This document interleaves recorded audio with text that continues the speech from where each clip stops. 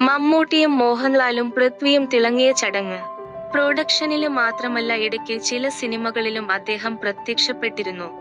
സിനിമയെന്ന സ്വപ്നവുമായി മദ്രാസിലേക്ക് പോയതും മഹാരഥന്മാരില് പ്രമുഖരെ പരിചയപ്പെട്ടതിനെക്കുറിച്ചുമൊക്കെ അദ്ദേഹം തുറന്നു പറഞ്ഞിരുന്നു.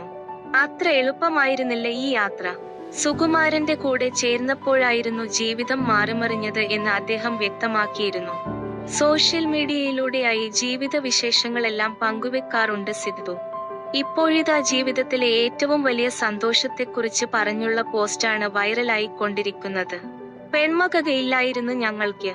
മൂത്ത മകനായ അരുണ എന്ന കണ്ണന് വിവാഹിതനായതിന്റെ വിശേഷങ്ങളായിരുന്നു അദ്ദേഹം പങ്കുവെച്ചത്.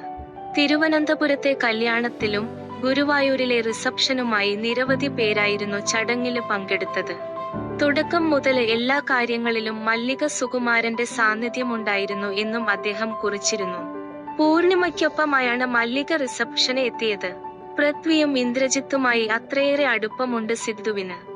തിരക്കുകളെല്ലാം മാറ്റിവെച്ച് കണ്ണനെ അനുഗ്രഹിക്കാനായി പൃഥ്വിരാജ് എത്തിയിരുന്നു. സുപ്രിയയും അദ്ദേഹത്തിനൊപ്പമുണ്ടായിരുന്നു.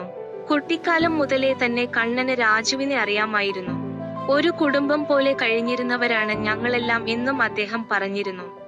മമ്മൂട്ടി, മോഹൻലാല്, ദിലീപ്, ഗോകുലം ഗോപാലന്, ജയസൂര്യ, ആന്റണി പെരുമ്പാവൂര്, ജീത്തു ജോസഫ്, കുഞ്ചന് തുടങ്ങിയവരെല്ലാം റിസപ്ഷനില് പങ്കെടുത്തിരുന്നു.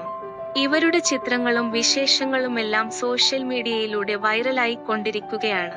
ആദി, ദൃശ്യം തുടങ്ങിയ സിനിമകളില് കണ്ണന് അഭിനയിച്ചിട്ടുണ്ടെന്നും സിദ്ധു കുറിച്ചിരുന്നു.